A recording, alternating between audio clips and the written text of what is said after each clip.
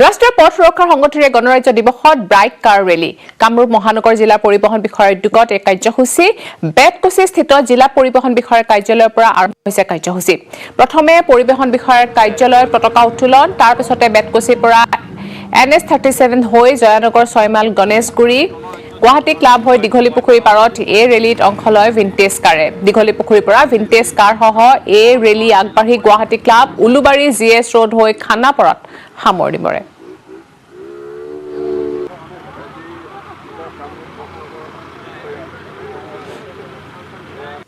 আমি গণৰাজ্য দিৱসৰ দিনাখনেই এক ব্যক্তিগত কাৰ্যসূচী পথ সুৰক্ষাৰ ক্ষেত্ৰত ছেফ ড্ৰাইভ ছেফ লাইফ শিক্ষকৰে সড়ক সুৰক্ষা জীৱন ৰক্ষা কাৰ্যসূচীৰে আজি মহিলাৰ দ্বাৰা লেডিজ বাইক কাৰ ৰেলী আমাৰ general bike car rally vintage কাৰ ৰেলী আৰু অন্যান্য বিভিন্ন আমাৰ যান বাহন ক্ৰেতা বিক্ৰেতা আমাৰ বৰ্তমান সময়ত অসম চৰকাৰে যিটো পিংক বাছৰে মহিলা আৰু জ্যেষ্ঠ নাগৰিকৰ কাৰণে বিনামূলীয়া সেৱা আগবঢ়াইছে সেইখিনি প্ৰদৰ্শিত কৰাৰ লগতে অন্যান্য বৰ্তমান সময়ত যিবিলাক বাহন আছে বাহনখনৰ প্ৰদৰ্শন কৰাৰ লগতে তেওঁলোকৰ জৰিয়তে আমি অনাগত দিনবিলাকত আমি পথ সুৰক্ষাৰ ক্ষেত্ৰত বিশেষ গ্ৰহণ কৰিব খুজিছোঁ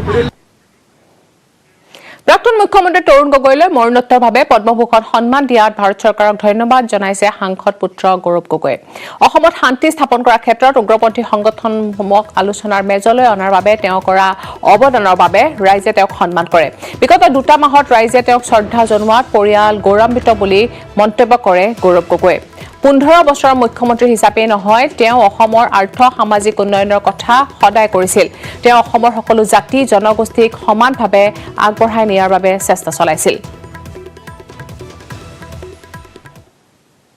লুৰেনক মই ভাল পাওঁ আজি তাৰিখত নাকচ কৰিছে মোৰ আপত্তি নাই আমাৰ কংগ্ৰেছৰ দুৱাৰ সদায় মুকলি থাকিব যদি তেওঁ আগন্তুক দিনত ৰাইজৰ মাজত সোমায় আৰু ৰাইজৰ কথাখিনি গুৰুত্ব দিয়ে যে ৰাইজে বিচাৰিছে কংগ্ৰেছ জাতীয় পৰিষদ ৰাইজৰ দলৰ অন্য দলখিনি একে মঞ্চত আহক তো যদি তেওঁ মন সেই সময়ত সলনি হয় সেই সময়তো মই স্বাগতম জনাম অসম জাতীয় পৰিষদৰ ওচৰত মোৰ ফোন নম্বৰ আছে লুৰেন যেতিয়াই বিচাৰে মোক ফোন কৰিব পাৰে আজি ৰাইজৰ দলৰ অখিল গগৈ নেতা হিচাপে সকলোৱে স্বীকৃতি দিছে আজি ইস্তিহাৰ কমিটি হিচাপে মই ৰাইজৰ ওচৰত গৈ ৰাইজৰ কি আশা কি সপোন যুৱকসকলে কি বিচাৰে সেইটো এটা দায়িত্ব আছে তো নিশ্চয় অসম জাতীয় পৰিষদ কংগ্ৰেছ আৰু ৰাইজৰ দল একে মঞ্চত আহিলে তো নিশ্চয় আমাৰ তিনিজন ক'ৰবাত গৈ একেলগে গৈ ৰাইজৰ কথাখিনি শুনাটো প্ৰয়োজনীয় আজি অমিত শ্বাহ ডাঙৰীয়া অগপৰ নাম কিয় ল'বলৈ হ'ল যে অগপৰ লগত এটা সন্মান এটা থাকিব সমান সহকাৰে আমি কামখিনি কৰিম মানে ক'ৰবাত ভিতৰত এটা ভয় আছে আজি অগপৰ তেওঁলোকে গোটেই সিটখিনি তেওঁৰ যে সিট য'ত সাধাৰণতে দাবী কৰে সেইখিনি সিট পাবনে নাপায় আজি সেইটো লৈ এটা সীমান্তৰ কাইটিয়া তাৰৰ বেৰ পাৰ হৈ অসমত প্ৰৱেশ কৰিছে জাক অবৈধ বাংলাদেশী খুদ মহানগৰীতে 4 অবৈধ বাংলাদেশীক আৰক্ষীৰ জালত পৰাৰ পাছতে পোহৰলৈ আহিছে চাঞ্চল্যকৰ তথ্য আমাৰ বাড়ি হলো বৰিশাল থানা মুলাদি গ্ৰাম কাইতমাৰা আগৰতলাৰ এই দিক থেকে কতটা কৰে হয়েছে নি হ্যাঁ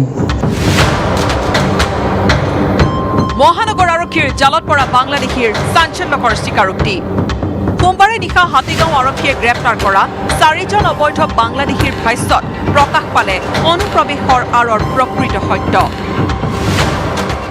আমার নাম মোহাম্মদ ফয়সাল আমি বাংলাদেশের বরিশাল জেলায় আমার বাড়ি থানা মুলাদি গ্রাম কাইতমারা বাপের নাম সালাম খা আমি আপনার কুমিল্লা দিয়ে আইছিলাম আগরতলার দিকে এইটো ফয়সাল খান বৰিশাল জিলাৰ ফয়সালে দৰ্জীৰ কাম কৰিছিল ঢাকা তাতেই এটা দালালৰ সংস্পৰ্শলৈ আহিছিল ফয়সাল প্ৰতিমাহে 20,000 টকা দৰমহাৰ চাকৰিৰ টোপ দি ভাৰতলৈ অনুপ্ৰৱেশৰ প্ৰস্তাৱ দিলে দালালটোৱে ধনৰ লোভত সহজে ৰাজি হৈ গ'ল ফয়সাল ঢাকা একটা জব করতাম ক্যানিগঞ্জ দর্জি কাজ করতাম তাই আমি কিছু একজনের চক্রান্তে পড়ে মানে কিছু লোভে আমার ইন্ডিয়া নিয়েছে ইন্ডিয়া নিয়ে আইনা মানে ছাইরা দিছে কেৱল ফয়সালেই নহয় দালালটোক মুঠ 20,000 টকা দি ভাৰতলৈ অনুপ্ৰৱেশ কৰিবলৈ সীমান্তত উপস্থিত হ'ল আন 3 বাংলাদেশী যুৱক চাৰি যুৱকক ত্ৰিপুৰাৰ মধুপুৰ সীমান্তৰ কাইটিয়া তাৰৰ বেৰ পাৰ কৰোৱাই বাংলাদেশলৈ উভতি গ'ল ৰাজীৱ নামৰ দালালটো। আমরা ঢাকা কাজ করতাম, দালালের চক্রান্ত করিয়া ইন্ডিয়া আইছি, মধুপুর দিয়ে আইছি, আগরতলা হয়ে আইছেন? আগরতলা হইয়া। বাংলাদেশের দালালের নাম হইল রাজীব। রাজীবর ঘর কোন জায়গায়? বাংলাদেশে কোন জায়গায়? এটা হইল বাগানবাড়ি। বাগানবাড়ি। কই যে কাজ দেবো 15-20 টাকা বেতন পাবি। আচ্ছা। কাইটিয়া তাৰৰ বেৰ পাৰ হোৱাৰ পাছতে চাৰি যুৱকক চমজি ল'লে আগৰতলাৰ কালাম ৰছিদ খান নামৰ আন এটা দালালে।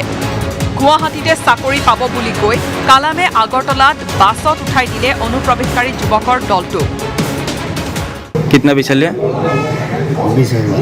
दलाल का नाम क्या है? কালাম রশিদ খান। रशीद खान। कहाँ रहता है वो? ও আগরতলা रहता है। बोर्डर पार होते कत देया दिसे? 20,000। 20,000 টাকা দিছে। জি। আর দালালে কত লৈছে? দালালে 20,000। চারজনে। শনিবাৰে গুৱাহাটীত উপস্থিত হ'ল এই চাৰি বাংলাদেশী অনুপ্ৰৱেশকাৰী। দুদিন ধৰি লঘোণে ভোকে ঘূৰি ফুৰাৰ পাছত সোমবাৰে নিশা হাতীগাঁও থানাত ধৰা দিলেহি অনুপ্ৰৱেশকাৰীৰ দলটোৱে। আমৰা না খায়া মানে ৰাষ্ট্ৰেৰ দিশা নিশা না পাই আমৰা পুলিশ স্টেশনে ধৰা দিছি। ইতিমধ্যে হাতীগাঁও আৰক্ষীয়ে চাৰি অনুপ্ৰৱেশকাৰী বাংলাদেশীৰ বিৰুদ্ধে এটা গোচৰ ৰুজু কৰি আৰম্ভ কৰিছে তদন্ত।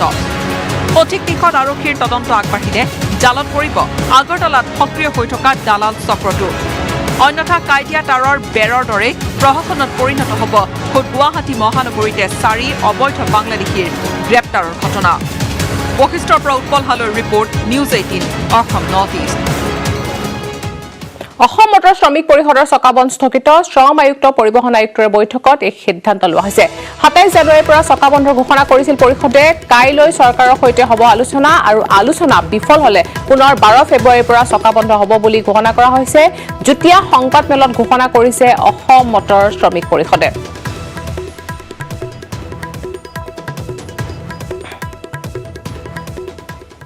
জল সংকটৰ বিৰুদ্ধে নিউজ 18ৰ মহাসংকল্প। নিউজ 18ৰ বিশেষ আয়োজন ৱাটাৰথন, হাৰ্পিক আৰু নিউজ 18ৰ কেম্পেইন মিছন পানী।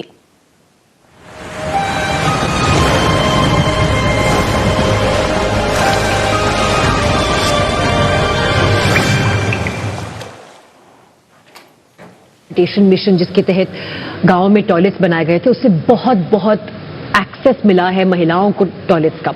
जो ओपन डेफिकेशन का मुद्दा जिस तरीके से डील किया गया है, ना सिर्फ पंजाब में लेकिन पूरे भारतवर्ष में प्रधानमंत्री जी के इस अभियान की वजह से, उससे मैं मानती हूं बहुत हद तक महिलाओं को फायदा मिला है। आई थिंक एक बात और कहनी जरूरी है इस मंच से, वो ये कि पानी को जिस तरीके से हम यूज करते हैं, एक तो बात हुई महिलाओं और उनके एक्सेस टू सैनिटेशन की, जो दूसरी बात है जिस तरीके से हम पानी को यूज करते हैं। साइरस जी स्टेज पर आ रहे हैं। I just forgot something. Please carry on, Gul. I'm listening to him. Are you going to be standing next to me? Yes. I'm head of security. Okay. Just checking. पानी के बारे में. पानी के बारे में. तो जो दूसरी बात पानी के बारे में जो एक चर्चा होनी चाहिए, जो शायद हम नहीं करते हैं, कि जो हमारा कृषि रिफॉर्म है, उसे इस बात को भी मद्देनजर रखना चाहिए कि किन राज्यों में चावल की प्रोडक्शन होनी चाहिए या नहीं होनी चाहिए, धान कहाँ पे उगाना चाहिए और कहाँ पे नहीं उगाना चाहिए। ये बहुत ही इंपॉर्टेंट सवाल है जिसके लिए चर्चा करनी जरूरी है। मेरे पंजाब में 3 गुना पानी लगता है। पंजाब और हरियाणा पंजाब में 3 गुना पानी लगता है धान के लिए, और बिहार में उससे 1/3। किशोर, मैं थोड़ा लेट आ गया। Can you repeat all the points? I'll tell you what. We export 10 lakh crore liters of water. We export 10 lakh crore liters of water surplus. Yeah. How do we export that? By basmati.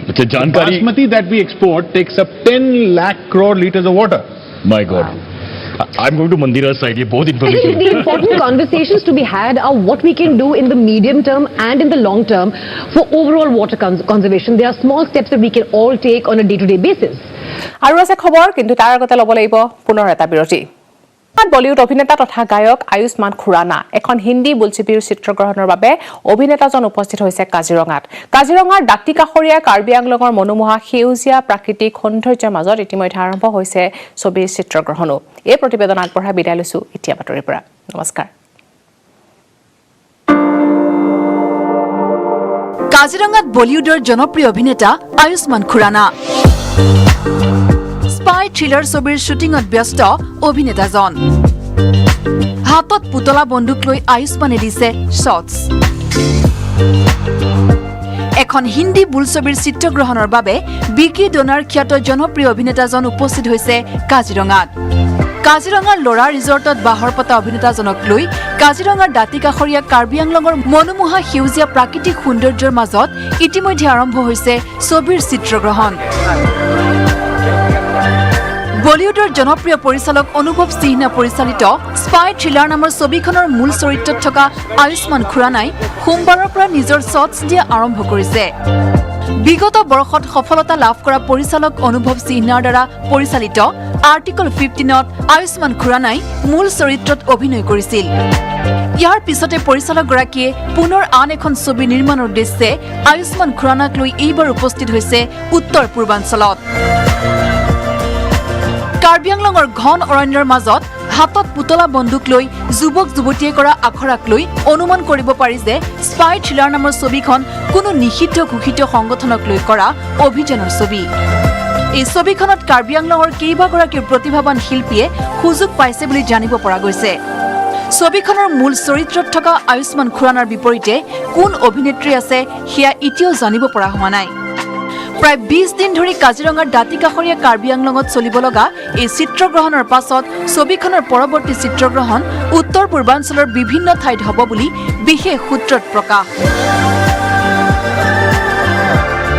লক্ষণীয় যে 2012 চনত বিকি donor নামৰ superhit ছবিখনৰ জৰিয়তে ছবি জগতত ভৰি দিয়া আয়ুষ্মান খুৰানাই নটংকি চালা, বৰেলি কি বৰফি, আৰ্টিকল 15কে ধৰি প্ৰায় 17খনতকৈও অধিক বলিউডৰ ছবিত অভিনয় কৰাৰ লগতে 2004 চনৰ পৰাই বহু ৰিয়েলিটি শ্ব'ত অংশগ্ৰহণ কৰি আহিছে। জনপ্ৰিয় অভিনেতাগৰাকীক এবাৰ চাবলৈ চিত্ৰগ্ৰহণস্থলীত ভিৰ কৰিছে শ শ জনতাই। কাৰ্বি আংলঙৰ বিভিন্ন অঞ্চলৰ পৰা শিশুৰ পৰা বৃদ্ধলৈকে আয়ুষ্মান খুৰানাক এবাৰ চাবলৈ ঢাপলি মেলিছে শ্বুটিং কৰা ঠাইলৈ। মই এইটো কিবা এক্টৰ চাবলৈ আহিছোঁ। নাই দেখা এক্টৰ চাবলৈ আহিছে, দেখি পোৱা নাই। এক্টৰ চাবলৈ আহিলোঁ। বহুত মানুহবিলাক চাবলৈ চখ হৈছে। কাজিৰঙাৰ পৰা Bitupan Bora, news 18 Assam north east. Climate reality person. That one moment you do a rainwater harvesting or any green initiative, your carbon footprint also reduces. Because I am also a carbon, I am also climate reality trained person. So I noticed that by in our own case, by reducing 3 tankers a day, our carbon footprint reduced by 30 kgs of carbon dioxide per day. So many, when I calculate whatever projects I have done, it amounts to cumulatively almost 8,000 metric tons of carbon dioxide, which causes a global warming and ultimately affects the climate change. So that done. So I always say that doing this rooftop rainwater harvesting or any other rainwater system, you can definitely